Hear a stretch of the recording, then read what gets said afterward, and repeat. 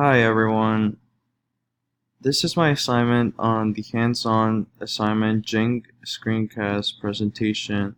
My name is Francisco Mora and today is July 25th, 2019.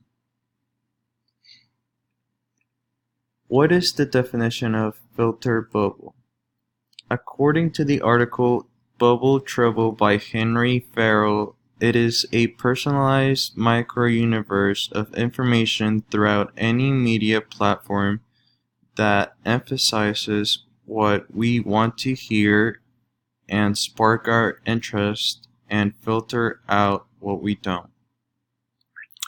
I really like the idea when he pointed out that not only are we unaware of the information that is filtered out, but we are unaware that we are unaware. Pros and cons.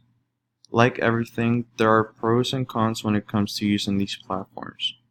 Some platforms include having the ease of being able to pull up information that actually interests you, which benefits people that know what they already like.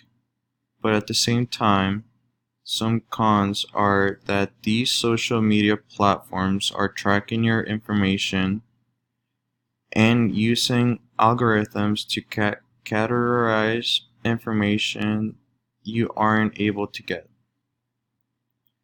and which could have ended up in different kinds of other perspectives or likes that you never might have thought of. When are these platforms tracking you? Every time you go and make a Google search, it is being recorded. Everything from where and how you're making the search to which part of the world are you at later being, it's used on Google. It's used on a Google database with your name on it. When Google stores and is able to identify what kind of websites are you visiting, Google will show you and websites with the same kind of categorization next time you look something up, and have every single search you have ever done affect the way your information is being shown.